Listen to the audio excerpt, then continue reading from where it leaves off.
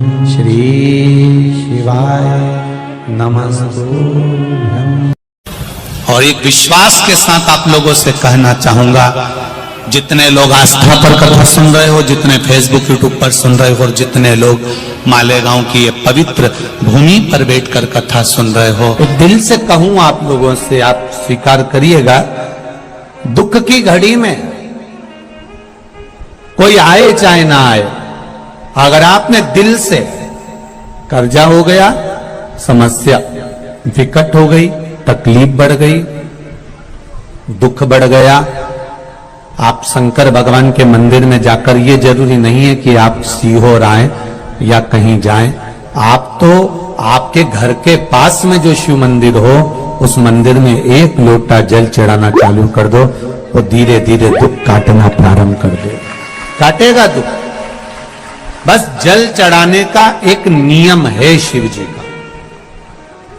शंकर भगवान को जो जल चढ़ाया जाता है दुख काटने के लिए, तकलीफ काटने के लिए, कष्ट मिटाने के लिए, तो एक नियम है शंकर भगवान का जल चढ़ाने का जो नियम है। जैसे ये गौल जलाधारी है, यहां से पानी गिरता है, ये शिवलिंग है। ये दो जो भगवान का पानी जहां बहकर जाता है ये गोल में से, तो यहां जो स्थान है, ये सीधे भाग पर गणेश जी विराजमान है, लेफ्ट भाग में कार्तिकेय जी है, बीच में एक मोटी सी लाइन होती है जहां सुख सुंदरी है, ऊपर से जो बूंद बूंद पानी गिर रहा है वो शंकर भगवान की 5 लड़कियां हैं, जया, विषहरा, शामलीबारी, दौतली और देव। जहां गोल भाग है, जहां शिवलिंग रखा हुआ है, ये माता पार्वती जी का हस्त कमल है, जिसको पीठिका कहते हैं। महाराज, जल चढ़ाने का नियम है, जब हमारे ऊपर दुख होता है, तकलीफ होती है, कष्ट होता है, बड़ी दिक्कत परेशानी होती है, तो हम जल चढ़ाते हैं। तो उस जल को चढ़ाने का नियम है, पहले गणेश जी का स्थान, कार्तिकेय का स्थान, अशोक सुंदरी की जगह, फिर माता पार्वती की पीठिका, उसके बाद जलाधारी को स्मरण कर कर जल धीरे धीरे शंकर भगवान पर छोड़ा जाता है। जब धीरे धीरे शिव जी पर जल चढ़ाएं, उसके बाद में आप अपने मन की कामना जब जल चढ़ाते जाएं और बाबा से कहते जाएं, बाबा, रोज कामना कहने की जरूरत नहीं है, एक बार आप कामना करो और उसके बाद जल चढ़ाना प्रारंभ करो, और उसको कहना जरूर, तेरे दरबार से कोई खाली नहीं गया मेरे शंभू, मैं नहीं जानती, मैं तो इतना जानती हूं कि कंकर शंकर है, और तू सुनता जरूर है। ब्रह्मा ब्रह्म लोक में है, भगवान विष्णु वैकुंठ लोक में है, पर मृत्यु लोक में मेरा देवाधिदेव महादेव है, मेरी सुनेगा जरूर। और बाबा से विनय कर कर आप आइए। जल चढ़ाने का नियम, अगर दुख है, तकलीफ है, कष्ट है, तो ऐसे चढ़ा दो, और अगर मन कर रहा है डायरेक्ट शिव जी पे चढ़ाना हो तो तुम्हारी मर्जी है, उसमें कोई मना नहीं। शिव तत्व किसको कहते हैं? शंकर का गुणगान, शिव का स्मरण, भगवान शंकर का मंत्र जाप किसको कहते हैं? ये वही समझ सकता है जिसके भीतर शिव समाया होगा। और एक विश्वास के साथ आप लोगों से कहना चाहूंगा, जितने लोग आस्था पर कथा सुन रहे हो, जितने फेसबुक यूट्यूब पर सुन रहे हो, और जितने लोग मालेगांव की ये पवित्र भूमि पर बैठकर कथा सुन रहे हो, आप दिल से उसकी कथा सुनना।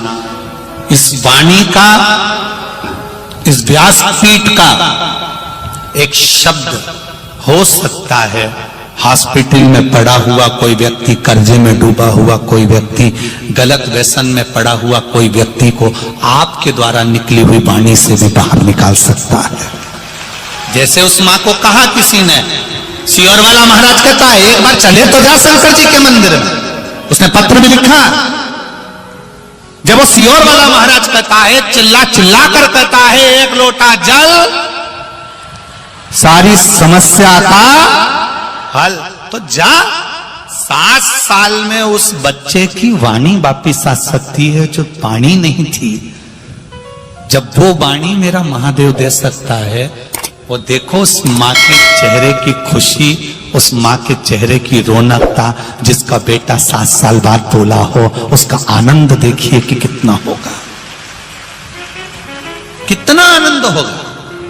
एक बात और अच्छे से समझ लीजिए, जो बच्चे चिड़चिड़े होते हैं, चाहे घर में बेटे हों, बहुएं हों, सास हो, ससुर हो, परिवार में छोटे छोटे बच्चे हों, चिड़चिड़ प्रवृत्ति करते हों या चिड़चिड़ा स्वभाव हो, जरा जरा सी बात में क्रोध आ जाता हो, बोलने का भान नहीं रह पाता हो, शब्दों के बाण चलते हो, तो महाराज प्रदोष के दिन, प्रदोष काल में बेलपत्री के पेड़ के नीचे एक जो पत्ता आपके पास में हो, पान का मिल जाए तो पान का, पीपल का मिल जाए तो पीपल का, बेलपत्र का मिल जाए तो बेलपत्र का, उस पत्ते पर मात्र थोड़ा सा शहद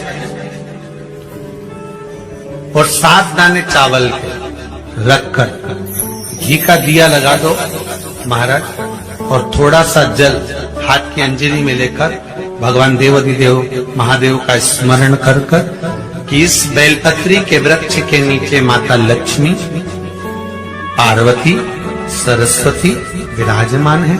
इसी बेलपत्री के पेड़ के नीचे मेरे देवाधिदेव महादेव का 12 ज्योतिर्लिंग का स्वरूप प्रकट है। उनका स्मरण कर जल चढ़ा दीजिए और उसका स्मरण कर लो जो चिड़चिड़ प्रवृत्ति करता, क्रोध करता, जिसको बोलने का भान नहीं होता हो, सम्मान नहीं देता हो, अपशब्द कहते हो, उनका स्मरण कर छोड़ेंगे। एकदम एक प्रदोष करेंगे, दूसरे प्रदोष तक तो आपको कोई दिक्कत ही नहीं। 2-3 प्रदोष कर देखिए, बाबा कृपा करें। 3 जगह पर अगर कोई बीमारी ऐसी हो गई कि वो समाप्त नहीं हो रही, बड़ी बड़ी तकलीफ, मतलब एक बार दवाई अगर चालू हो गई तो दवाई बंद ही नहीं हो रही है, तो उसके लिए आपको 3 जगह पर जल चढ़ाना प्रारंभ कर दो। मात्र 1 हफ्ते से ज्यादा चढ़ाना भी नहीं पड़ेगा।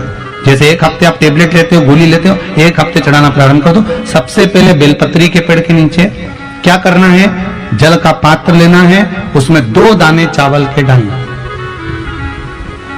2 दाने अक्षत के डालिए।